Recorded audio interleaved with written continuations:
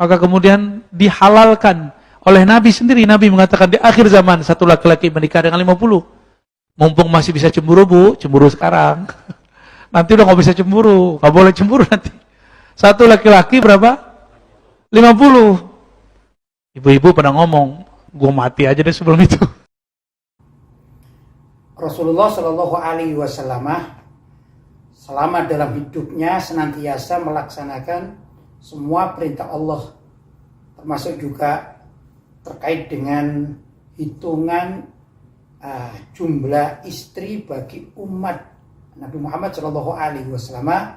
Ada tahdid atau ada pembatasan dari Allah SWT, yaitu ayat fankihu ma toba lakum minan nisa'i masna wa thulatha wa ruba'.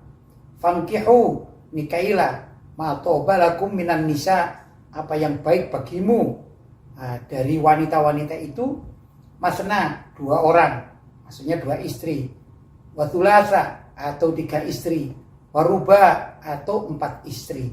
Jadi batasan Al-Quran ini batasan yang sudah disepakati oleh seluruh umat Islam di dunia ini, kecuali khususiyatun Nabi Shallallahu Alaihi Wasallam. Untuk Nabi sendiri mempunyai kekhususan. Jadi Nabi Shallallahu Alaihi Wasallam tidak akan pernah mengajarkan kepada umatnya apabila ada laki-laki ingin poligami itu lebih dari 4 tidak boleh, sama sekali tidak pernah.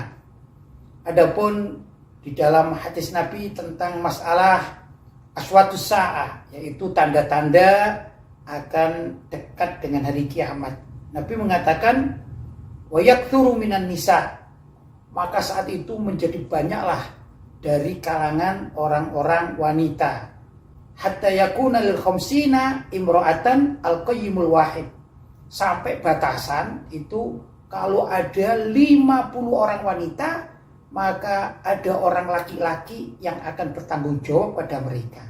Itu adalah perbandingan jumlah antara banyaknya orang wanita di akhir zaman dengan orang laki-laki.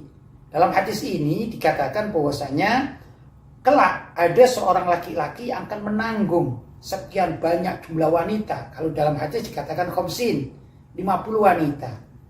Ya misalnya dia si laki-laki ini menanggung istri yang menikah 4 misalnya, kemudian punya ibu, punya saudara perempuan, punya saudara ipar, punya bibi dan lain sebagainya sampai jumlahnya 50. Ini bukan berarti Nabi Muhammad SAW menghalalkan seorang laki-laki untuk menikah dengan 50 wanita, bukan begitu. Tapi kelak ada seorang laki-laki di zaman itu dekat dari kiamat, yaitu menanggung biaya hidup, melindungi dan lain sebagainya terhadap berapa? 50 wanita. Begitu maksudnya. Jadi hukum poligami hanya kepada 4 saja, itu maksimal, itu sudah sepakati mulai dari zaman Nabi sampai hari kiamat. Tidak ada hukum yang berubah. Begitulah apa yang diriwayatkan oleh Imam Bukhari dalam hadis tadi itu ya. Al-Qayyimul Wahid, yaitu penanggung jawab 1, bukan berarti harus menikahi berapa? 50 wanita, bukan begitu maksudnya.